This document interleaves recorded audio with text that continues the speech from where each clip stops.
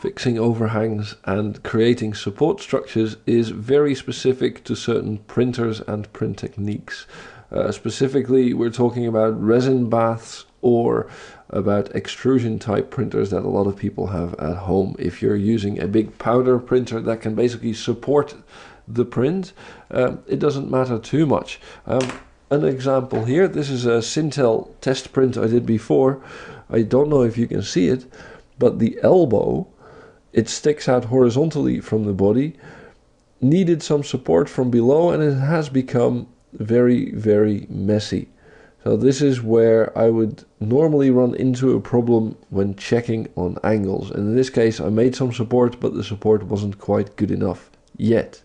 I'll show you some ways to find areas that might be a problem with printers like this, and I'll show you how I would go about fixing them.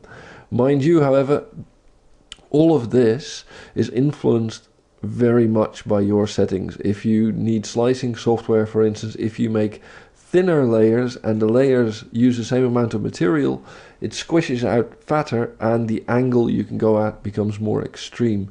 You really have to experiment with your printer or your print surface to find the optimum settings.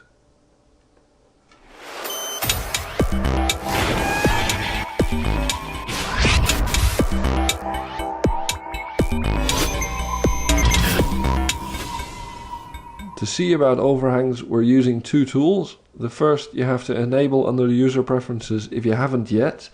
It is in the add-ons section. Enable all the support levels and type in print. This gives you the print 3D toolbox. Make sure it is checked. If it isn't, you save the user settings and leave this window. Once you've checked it, you can go to the print 3D toolbox on the left here and check for overhangs. I just click the button once and it gives me 378 problem faces. Really, this check is mostly about finding out whether there is a problem at all, and if you think you fixed the problem, you can double check in here. If we want to see exactly where the problems are, we can go into edit mode, and in edit mode we can select all the overhanging faces. This is really nice, and we can find problems this way easily. It doesn't show us, however, how severe the problem is, and all of these faces, how bad it is per face. To see that, you want to go into the transform panel and enable mesh debug. The mesh debug is a color overlay. It is also brand new in Blender 2.67, and we can set it to work on overhang from 0 to 45 degrees. So the 0 degrees is absolutely horizontal. Basically you're printing something upside down, shouldn't be possible, to 45 degrees in a specific axis. I'm doing -Z, that's the default. It means vertical. You can't really print something without having support underneath it. However, if we look at this guy, for instance, if these legs are close enough together, on certain printers you can bridge a gap like that. For instance, see this guy, he has a little logo in his feet, and above the logo where it's closed, the gap created by the logo is just bridged by the material because the gap isn't too big. This is also something you have to figure out for your printer and see how big a gap you can bridge. In this case, I know pretty well this is way too big. It's a couple centimeters. If I were to have my printer create a line of plastic from one side to the other, it would just droop down and it wouldn't work. So this we need to fix with support. It's good to know. But some things we can perhaps fix by editing the model. For instance, the ear here, I don't think I want to create support going all the way down. So instead, I can select some points and drag them down to make this more vertical. So I'm just dragging this down, and I will do this one as well. So it changes the shape of my ear. I don't really care too much. I just drag down. It's almost fixed. There we go. And it loses its color. The fact that it's losing its color means it's fixed. This looks good. And here you see I've changed the way the ear looks, almost fixed, and just by taking a point, moving it down, maybe moving it a little bit like this to make it more steep. If you make it steep enough, you know your printer can print it. See, there's a difference between the ear. This shape could be a problem because it's sticking out too much horizontally. This should be fine.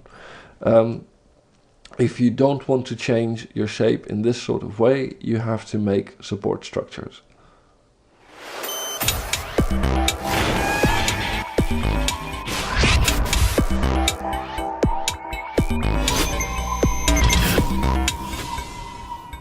If you cannot modify your geometry so that it can support itself, you have to add something to bridge the gap. I think if we look at this model, the legs are a very good example of how to bridge a gap. You have to create something vertical to support the things around it. For instance, if we look at this leg from the back, this gap could be too big to have it working. So this could droop and it would all sag down and become very ugly. So we need something between the legs to go down and support the weight. I will look at the front legs first, and one of the ways to see this is if it's really red, it means it's very horizontal, so this all needs to either change shape, which I don't want to do, I can't make the neck go more vertically up, or we have to add some support here. What I will do is select a small area, relatively small, and I want to inset it. So I think inset is, not this button, I think. It is that button. You see, it is the I button. I just had to move my cursor to the right position. So I'm insetting to a very small. This area that I'm getting, I'll make it even smaller. What I'm looking for is something that's just about too small to be printed by my printer. Because I need to make something that's so small that I can break it away very easily. I'm looking from the side. Where is it? Here we are. Put that in the middle. So the color hasn't changed. I haven't changed the angle of this area. I now want to extrude it with E down a little bit, and I can make it bigger. So I'm making this a little bit bigger, so that this should be small enough that I can break it away. This should be big enough that it can support the weight.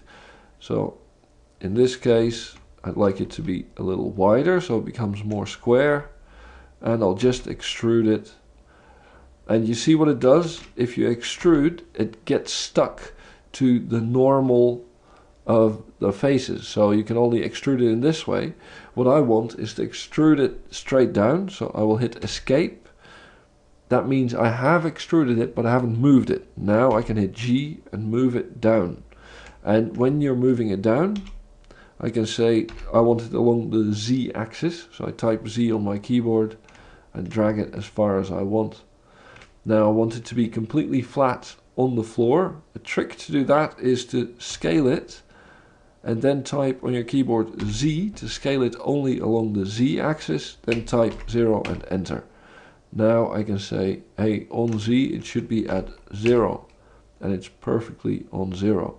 A structure like this, if it's big enough, it will support the weight. If you get this shape right, this I think would probably work, especially if we have a subdivision surface.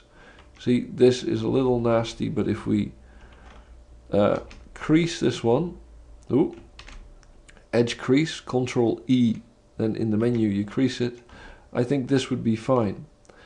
This is the way that I create support structures. So you go into an area, I will disable the subsurf so I can see the colors in the mesh debug. This is what you have to do in Blender 2.67. Maybe in later versions you can keep the subsurf working. So I will look in here and think, well, and this is experience, it depends on your printer. If I'm thinking, well, these, maybe I can extrude down to support it, and this is about the gap that my printer can probably work with.